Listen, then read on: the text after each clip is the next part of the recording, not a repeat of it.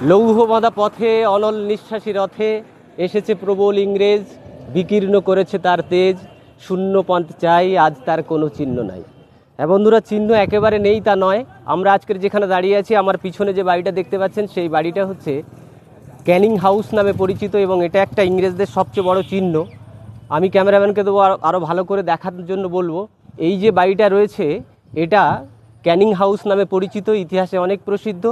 এবং এই বাড়িটা 56 সাল থেকে 1862 সাল পর্যন্ত লর্ড ক্যানিং এখানে বসবাস করতেন এবং এই বাড়িটা এখন হেরিটেজ সাইট হিসেবে সংরক্ষণ করা আছে। ওখানে একটা বোর্ড মারা আছে, যেহেতু সামনে অনেকটা জল জমে গেছে আমি গিয়ে দেখাতে পাচ্ছি না।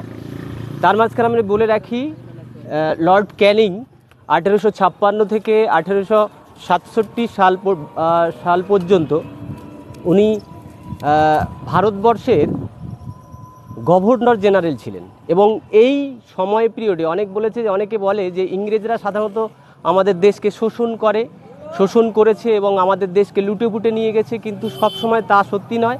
কারণ ইংরেজরা আমাদের দেশে অনেক কিছু করেছে, তার কিছু নমুনা আমি বলবো। যেহেতু সংক্ষিপ্ত ভিডিও, আমি অত কিছু বলতে পারবো না, কিন্তু সংক্ষেপে আমি কয়েকটা কথা বলবো।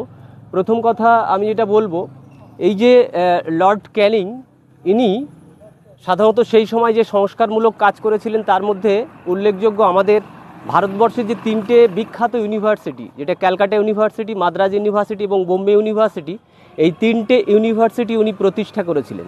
এবং 1856 মানে তার সঙ্গে আমরা অবশ্যই ইতিহাসের দিকে তাকালে দেখতে পাবো বিদ্যাসাগর মহাশয় যে বিধবা বিবাহ আইন প্রচলন করেছিলেন, এই 1856 সালে যিনি পাশ করেছিলেন তিনি হলেন আর কেউ নন, লর্ড ক্যানিং। লর্ড ক্যানিং এই আইনটা প্রকাশ করেছিলেন 1856, কিন্তু এটা ইমপ্লিমেন্টেশন হয়েছিল 1862-তে। এবং এই লর্ড ক্যানিং পরবর্তীকালে ভারতবর্ষের ভাইসরয় নির্বাচিত হয়েছিলেন এবং তার অনেক আরও কীর্তিকলাপ রয়েছে। সেই কীর্তিকলাপ আমরা এত সংক্ষিপ্ত ভিডিওতে দেখাতে পারবো না।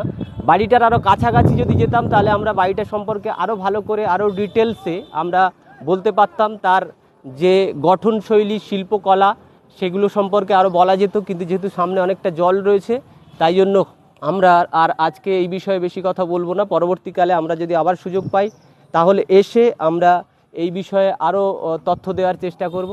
আমি ক্যামেরাম্যানকে বলবো আরেকটু ভালো করে ভিডিওটাকে করতে, আরেকটু ঘুরিয়ে দেখাতে, বাড়িটাকে আরেকটু জুমিং করতে, যাতে পুরো ইটের কাজ ছিল।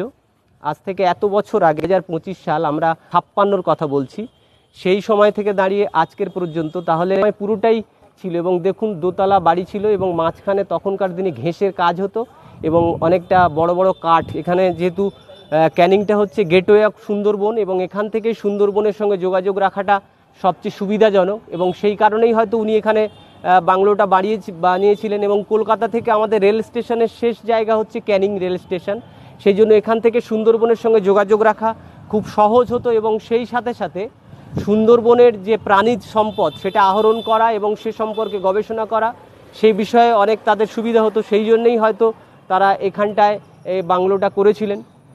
এর আরও ইতিহাস রয়েছে, সে বিষয়ে নিশ্চয়ই আমরা আরও ডিটেলস পরে জানব। তো সবাই খুব ভালো থাকবেন, সুস্থ থাকবেন। সবাইকে ধন্যবাদ এবং নমস্কার।